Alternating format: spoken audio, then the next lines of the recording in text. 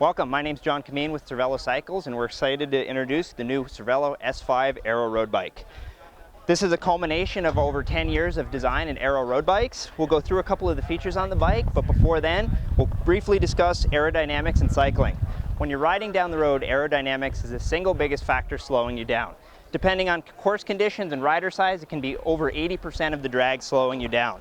So when we design a bike, we look to make it as aerodynamic as possible while putting the rider in the most aerodynamic and sustainable position we can.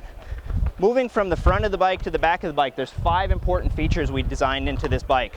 The first one is a drop down tube.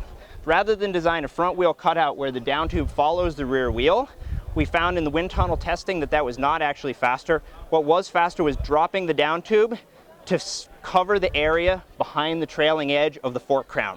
So rather than splitting the air once over the fork crown, allowing it to begin to reattach on the leading edge of the down tube and then separate again on the trailing edge of the down tube, we split the air one time rather than 2. Moving down the bike, you'll notice a fairly unique feature in that there's 3 water bottle bolts on the down tube rather than the standard 2. At Cervelo, we design bikes for the way that the rider is going to ride them rather than the way that they're going to sit on the showroom floor. Typically, when you take an Aero road bike and you put a water bottle on it, you lose some of the aerodynamic properties. With this bike, we designed it to lose as few of the aerodynamic properties as possible.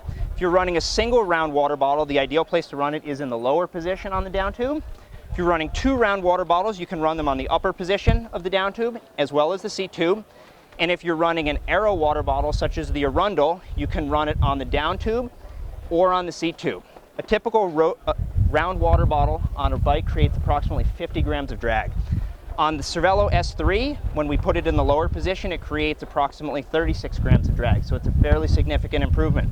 However, if you run an Aero water bottle on this bike, it's almost negligible. So you can run the Cervelo S5 with water on it without giving up any of the aerodynamic properties. The third feature we designed into this bike is a shielded rear brake. When we designed this bike, we designed it around, again, the way the rider was going to ride it. Braking is quite important in road racing. What we did here is we placed the brake directly behind the seat stay shoulder. So from the front of the bike, we'll turn it sideways so you can see it, the brake essentially disappears to the wind. So rather than hide the brake from the camera, we chose to hide the brake from the wind. Fourth feature is the extended rear wheel cutout. So this is a feature that Cervelo pioneered in our triathlon bikes in the P3 aluminum and then the P3 carbon and then into the P4. We took this feature and adopted it to road bikes.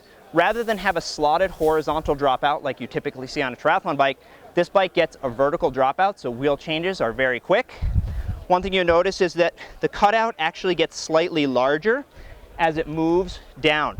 The reason we did that is to make the wheel changes easier and also to prevent rocks from going in. If there were ever a rock to come towards the seat tube, the first thing it would hit is the aluminum brake plate so it doesn't get sucked into the frame. The fifth feature on this bike that we designed is BiBiRight. Cervelo introduced BiBiRight in 2011 on our R-Series bikes. It was pioneered in the R5 California. The goal of BiBiRight is to make the stiffest, lightest bike we possibly can.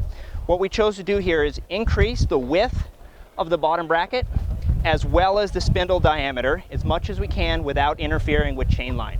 So what you see here is a quite oversized non-drive side chainstay, slightly smaller drive side chainstay. The non-drive side chainstay carries the majority of the load. In this case, it's 4 times stiffer than the drive side.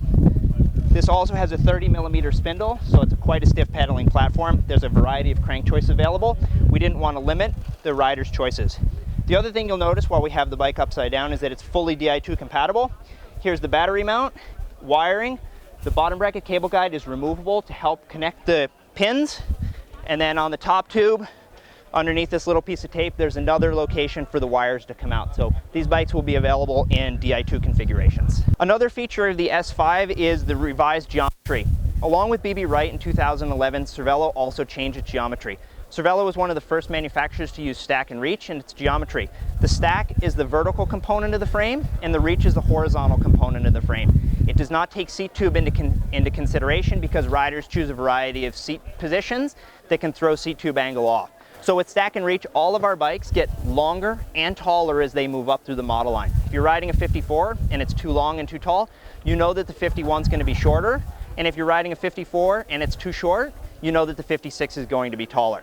So with this new geometry in the S5, it is a slightly taller position. The reason for that is we'd like to maximize the amount of head tube that makes a stiffer, lighter, stronger bike, and minimize the number of spacers. Head tube is significantly lighter and more aerodynamic than spacers above the upper headset bearing.